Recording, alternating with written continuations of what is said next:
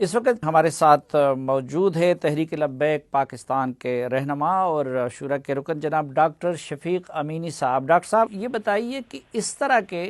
واقعات کا ذمہ دار کون ہے اور تدارک کیسے ہو سکتا ہے؟ سب سے پہلے تو واقعی جو واقعہ ہوا ہے انتہائی قابل مذمت ہے، اور جس کی ہمارے تحریک سمیت تقریباً جتنے بھی پاکستان میں مسلمان رہتے ہیں ان کا یہی موقف ہے کہ ان کی جامع اور مکمل تحقیقات ہونی چاہیے۔ آپ نے بات کی کہ ذمہ دار کون ہے اور اس کا تدارک کیسے ہونا چاہیے، تو سب سے پہلے تو یہ ہے کہ ہمارے جو ریاستی ادارے ہیں، جو ہمارے جو عدلیہ ہے، اور پاکستان میں جو سزا اور جزا کا قانون ہے وہ اتنا ناقص ہے کہ لوگوں کا اس پر سے اعتماد تقریباً اٹھ چکا ہے، اور یہ پہلے واقعہ نہیں ہے۔ اس سے پہلے بھی ایسے واقع ہوئے ہیں کہ جس پر ہجوم کے ہاتھوں اس طرح کے قتل ہوئے ہیں، اور جس میں ابھی ریسنٹلی یعنی قریب کے دنوں میں کراچی میں، آنچار سدہ میں، ادھر قریب ہجوم کے ہاتھوں صرف ڈاکو کو کسی نے چوری کی ہے تو ان کو بھی قتل کر دیا گیا ہے، یا ان کو اپنے طور پر کافی سزا دی گئی ہے، جس کی جو ہے نا سب سے جو ہمارے سامنے آ جاتا ہے واضح طور پہ تو وہ یہ ہے کہ لوگوں کا اس نظام سے اعتماد اٹھ چکا ہے۔ ان کو پتہ ہے کہ اگر ہم اس ملزم کو ان کے حوالے کر دیں تو ان کو ایک تحفظ مل جائے گا اور ان کو سزا نہیں ملے گی، جس کی وجہ سے تقریباً اس طرح کے واقعات رونما ہو رہے ہیں۔ لیکن جو ہمارے لیے المیہ ہے وہ یہ ہے کہ اس طرح کے واقعات ہوتے رہتے ہیں، لیکن جب کوئی بھی ناموس رسالت کے اس حساس مسئلے میں اس طرح کا کوئی واقعہ ہو جائے تو پھر اس کو اور طریقے سے لیا جاتا ہے۔ جو عام طور پر ایسے واقعات ہوتے ہیں اس کو اور طریقے سے ہونا تو یہی چاہیے تھا کہ جب قتل کی بات ہو اور اس کو ہم انسانیت کی قتل قرار دے رہے ہیں تو پھر تو ہونا یہ چاہیے تھا کہ جہاں پر بھی اس طرح کے واقعات ہوں، خواہ مسلمان شہید ہو جاتا، خواہ وہ کوئی بھی مظلوم شہید ہو جاتا، یا وہ کوئی بھی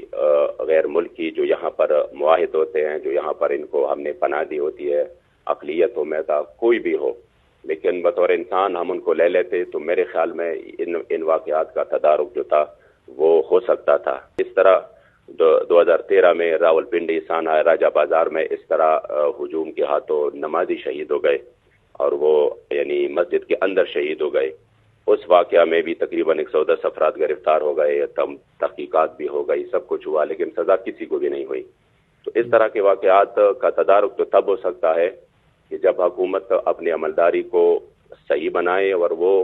جو بھی ان کام میں ملوث ان کو سزا مل جائے، اور پھر اپنی طور پہ جو مجرم اگر ہے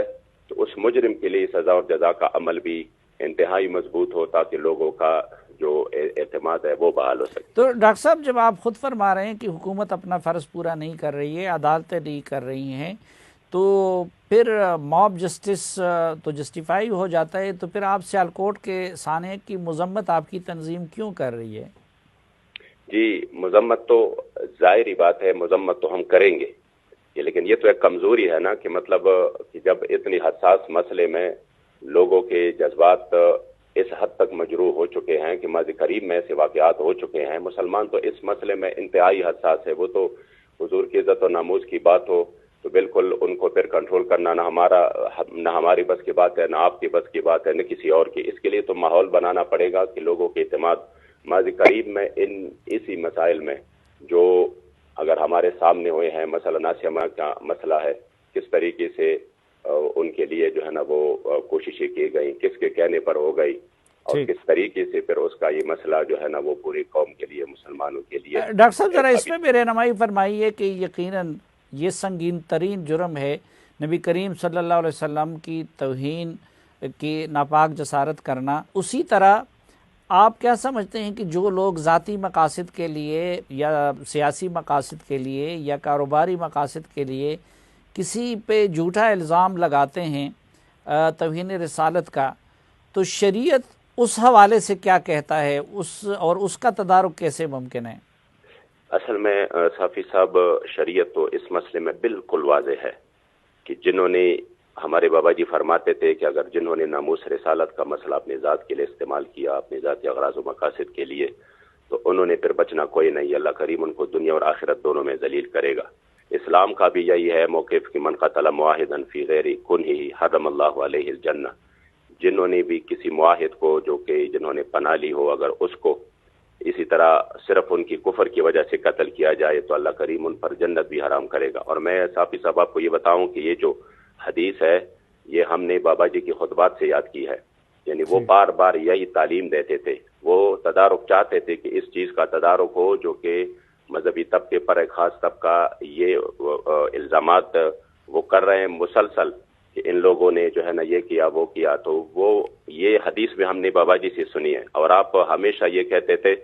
کہ تم لوگوں نے تو ان لوگوں کو گٹروں کی اور لیٹرینوں کی صفائی پر لگا دیا ہے، لیکن اسلام اس کو اپنے ان کی حقوق کے مطابق ان کو حقوق دے گا۔ مسئلہ یہ ہے کہ جب آپ کا معیار اس طریقے سے ہو کہ جب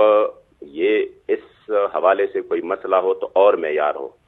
اور باقی 20 قتل ہو جائے، ہجوم کے ہاتھوں ہو جائے اس طرح، تو اس کی تدارک کے لیے وہ اقدامات نہ اٹھائے جائے، نہ ان کے لیے خود بذات خود وزیر اعظم میدان میں آئے، نہ کوئی وزیر اعلیٰ میدان میں آئے، نہ کوئی اور لوگ، بس وہ ایک عام واقعہ ہو جو کہ گزر گیا۔ ابھی بالکل قریب میرے جو ہے نا 4 سدہ میں یہاں پہ ابھی تقریباً مہینوں کی بات ہے کہ یہاں پر ایک بندے کو زندہ جلایا گیا اور ہجوم نے اس کو مارا، وہ معذور بھی تھا۔ تو آپ خود میرے خیال میں اس کی جو ہے نا وہ آپ کے علم میں ہوگا اس کو کس نے اٹھایا اس طریقے سے، جس طرح انہی مسائل کو یہ دورہ معیار اگر ختم ہو جائے اور یہ ہو جائے کہ ہاں جو مجرم ہے وہ جیسی بھی ہے، وہ جس کی مسئلے وہ جو بھی مسئلہ ہو اس طرح، لیکن اگر کوئی جرم کرتا ہے تو ان کو سزا دینی چاہیے۔ باقی جو یہ حساس مسئلہ ہے تو اس میں نے آپ کو کہا نا کہ ہم مذمت اس وجہ سے کر رہے ہیں کہ یہ مسئلہ انتہائی حساس ہے، اس میں تو مسلمانوں کی وہ جذبات ان کے ساتھ وابستہ ہے جو کہ عام مسائل کے ساتھ نہیں ہیں، تو اس میں تو اور بھی احتیاط کی ضرورت تھی۔ بہت شکریہ جناب ڈاکٹر شفیق امینی صاحب۔ ناظرین، ایک مختصر سی بریک کے بعد دوبارہ ملاقات ہوگی۔